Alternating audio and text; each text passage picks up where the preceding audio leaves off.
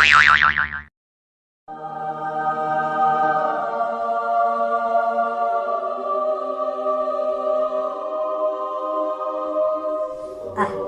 পড়বো না, না কালকে পড়বো একবারে।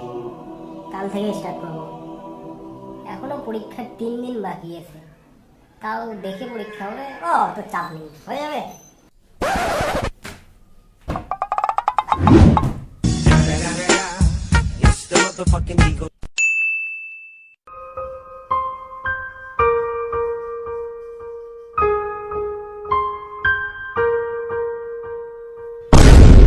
আজকে তো পড়তে চেয়েছিলাম, পড়ি একটু।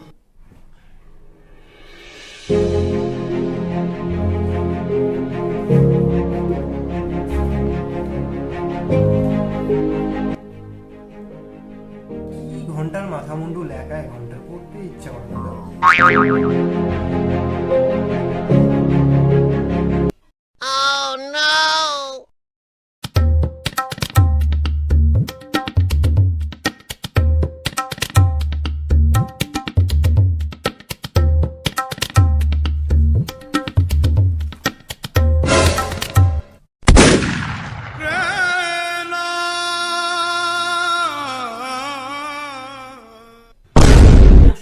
আজকে তো পরীক্ষা 9টার সময়, আমার উঠতে উঠতে এত দেরি হয়ে গেল। অলরেডি 8টা বাজে, 9টার সময় পরীক্ষা শুরু। 1 ঘন্টা পর পরীক্ষা শুরু। শালা দেখে দেখে পরীক্ষা, তবুও কিছু পারি না। কিভাবে পরীক্ষা দেবো? নোটসও তো আমার কাছে সেরকম সব কিছু নেই। কি করি কি করি কি করি কি করি?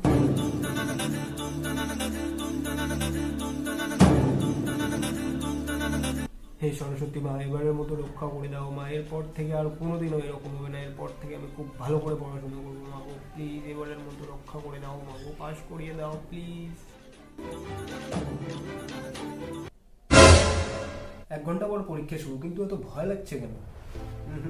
ভয় পেলে চলবে না। পরীক্ষা দিতে যাচ্ছিস, মেয়ে পড়াতে নয়। মনে সাহস রাখ।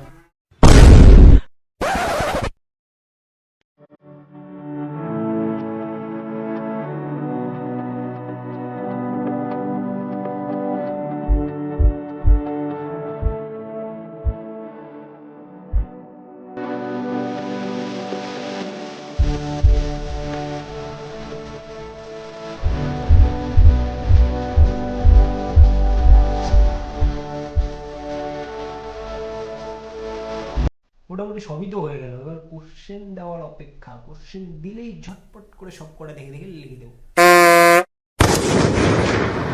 আরে এটা কোন কোশ্চেন? এটা তো আমার খাতায় কোনোদিনও দেখিনি। কোথায় কোথায়